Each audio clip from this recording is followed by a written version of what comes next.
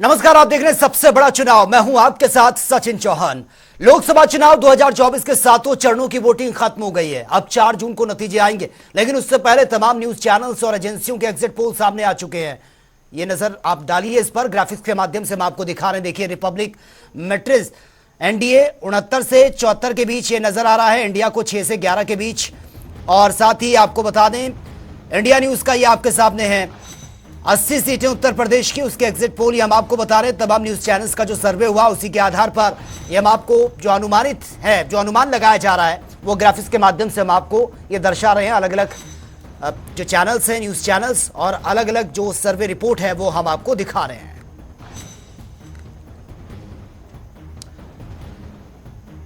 तो उत्तर प्रदेश की कुल 80 सीटें और किसको कितना वोट, सीटें किसकी निकल रही हैं वो हम आपको बता रहे हैं। देखिए, एनडीए 68, और इसके साथ ही अगर हम पोल ऑफ पोल्स की बात करें तो 67 से 71 के आसपास एनडीए को मिलती हुई नजर आ रही है। देश भर में लोकसभा चुनाव 2024 की वोटिंग अब खत्म हो चुकी है। एग्जिट पोल भी सामने आ चुके हैं। 4 जून की मतगणना का सबको इंतजार है, जिसको लेकर निर्वाचन आयोग ने सभी तरह की तैयारियां कर ली हैं। प्रदेश के मुख्य निर्वाचन आयुक्त नवदीप रिंडवा ने प्रेस कॉन्फ्रेंस की है। उन्होंने यूपी में 75 जिलों में 81 मतगणना स्थलों पर सुबह 8 बजे से काउंटिंग शुरू होगी, यह उन्होंने कहा। इसलिए हीटवेव और भीषण गर्मी से बचाव समेत सभी तरह के व्यापक बंदोबस्त भी किए गए हैं। वहीं पोस्टल बैलेट की मतगणना आरओ मुख्यालय मतगणना स्थल पर होगी और सभी तरह की तैयारियां पूरी कर ली गई हैं। इंतजार सिर्फ काउंटिंग का है। इसको लेकर सुरक्षा के भी पुख्ता इंतजाम किए गए हैं। 4 जून को लोकसभा उत्तर प्रदेश में 75 जनपदों में कुल 81 मतगणना केंद्र है जहां ये मतगणना संपन्न होगी। मतगणना विधानसभा क्षेत्रवार होगी, तो कुल हमारे 403 विधानसभा क्षेत्र हैं उत्तर प्रदेश में। सो प्रत्येक विधानसभा क्षेत्र में एक एआरओ जिम्मेवार रखे गए हैं जो सेपरेट हॉल में उसकी मतगणना करेंगे, उस असेंबली सेगमेंट की, उस विधानसभा क्षेत्र की। और उसके बाद एक लोकसभा में 5 या 6 विधानसभा क्षेत्र शामिल हैं, उनका टोटल करके उस पार्लियामेंट्री कॉन्स्टिट्यूंसी की टोटल जो मतगणना संपन्न होगी। उत्तर प्रदेश में 12 गाजियाबाद लोकसभा क्षेत्र में एक विधानसभा है 55 साहिबाबाद, जिसमें पोलिंग स्टेशंस 1127 है, सबसे ज्यादा पोलिंग स्टेशंस है। और इसकी अधिकता होने के कारण यहाँ 2 हॉल्स में गणना होगी। एक हॉल में 14 और दूसरे में 14, कुल 28 टेबल्स पे पैरेलल ईवीएम्स की गणना होगी। और इतना 28 टेबल लगाने के बाद भी कुल 41 राउंड्स में जाके इसकी मतगणना संपन्न होगी। और बदायूं से इंडिया गठबंधन के प्रत्याशी आदित्य यादव ने एग्जिट पोल को लेकर प्रतिक्रिया दी है। उन्होंने सभी एग्जिट पोल्स को बीजेपी की प्लानिंग का हिस्सा बता दिया और कहा कि प्रशासनिक अधिकारियों पर दबाव बनाने का तरीका है। वहीं 4 जून को असली एग्जिट पोल आने की उन्होंने बात कही है।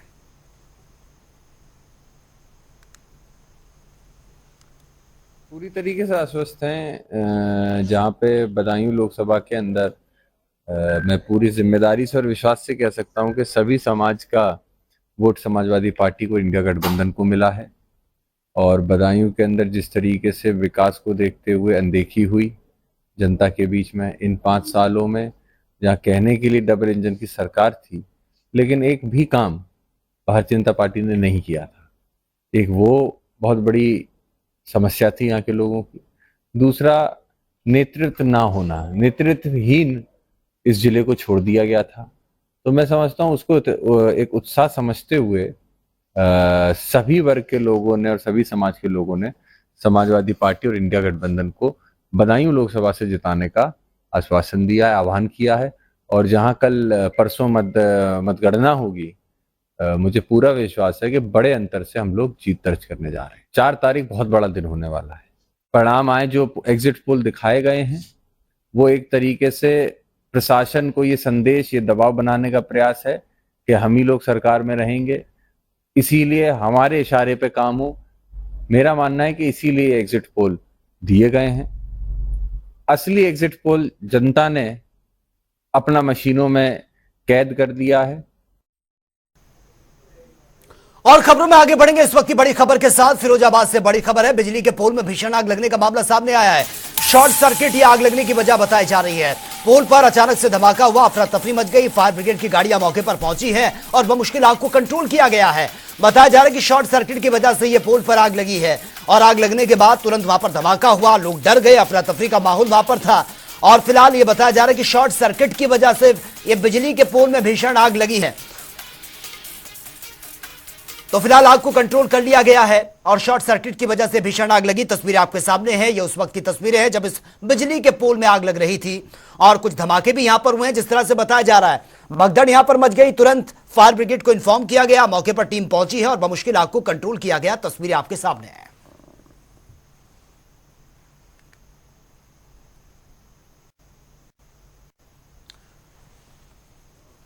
तो पोल पर हुए धमाके से अफरा तफरी का माहौल यहां पर बन गया था, ये देखिए। और ये कोई पहली तस्वीर नहीं है, इस तरह की घटनाएं लगातार सामने आ रही हैं। तो चलिए आगे बढ़ेंगे इस वक्त एक और बड़ी खबर के साथ। और लखनऊ से यह बड़ी खबर है, हीट वेव पर डीजीपी ने जारी कर दिए निर्देश। आग की घटनाओं को काबू रखने के निर्देश दिए गए हैं। आगजनी के प्रति सुरक्षा रखने के निर्देश दिए गए डीजीपी की तरफ से। पुलिस कर्मियों को ओआरएस भी उपलब्ध करवाए गए हैं क्योंकि आसमान से आग बरस रही है, लगातार गर्मी बढ़ रही है। अलर्ट पर रहने के लिए अग्निशमन विभाग पूरी तरह से अलर्ट पर रहे, यह भी उन्होंने कहा। इस तरह की घटनाएं कहीं घटती हैं तो तुरंत उस पर एक्शन लिया जाए और अग्निशमन विभाग को अलर्ट मोड पर रहने के लिए ये डीजीपी ने कह दिया है। बाकायदा हीट वेव को लेकर इंस्ट्रक्शन दिए गए हैं कि आग की घटनाएं कहीं भी अगर होती हैं, इस तरह की घटना है तो तुरंत टीम वहां पर पहुंचे और आग को कंट्रोल करे।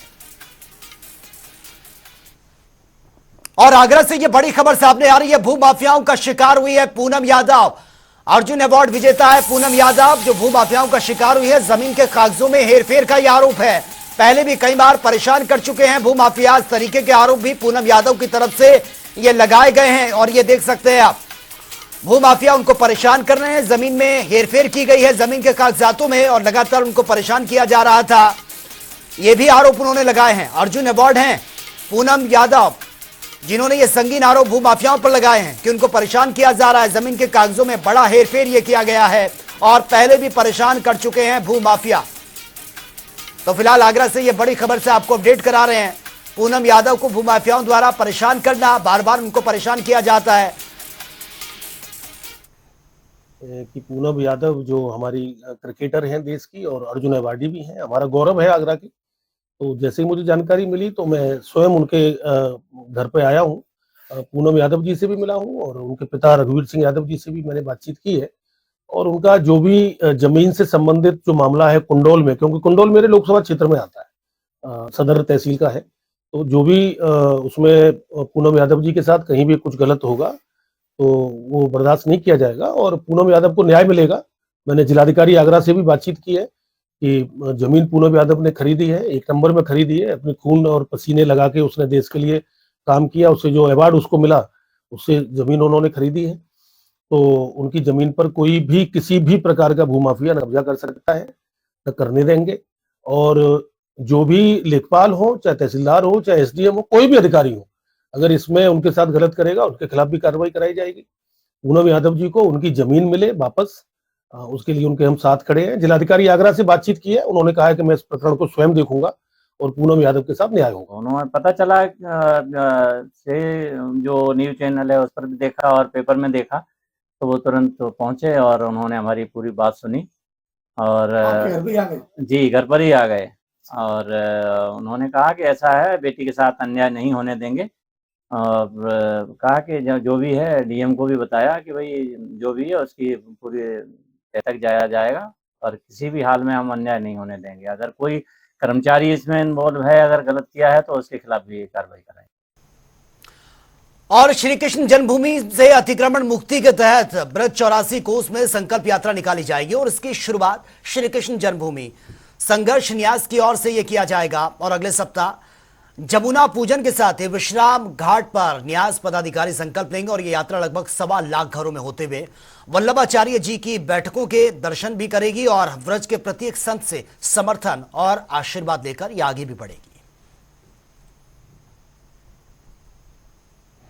आज मधुबन में ध्रुवनारायण मंदिर पर सभी सनातनी हिंदुओं की यहाँ बैठक हुई है।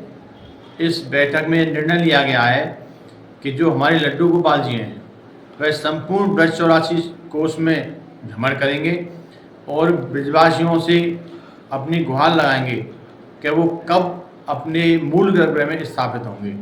सभी ब्रजवासियों का जो भोग प्रसाद है उसको भी ग्रहण करेंगे और यह लड्डू गोपाल जी की यात्रा उन सभी 7 बिरादरियों में जाएगी जहां हमारे ब्रजवासी रहते हैं।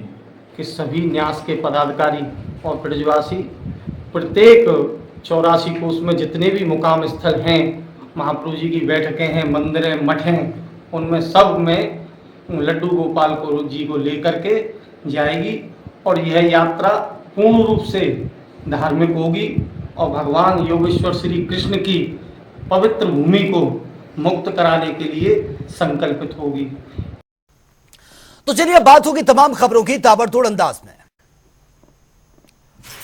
बिजनौर में पिंजरे में कैद हुआ गुलदार, किसान पर किया था जानलेवा हमला।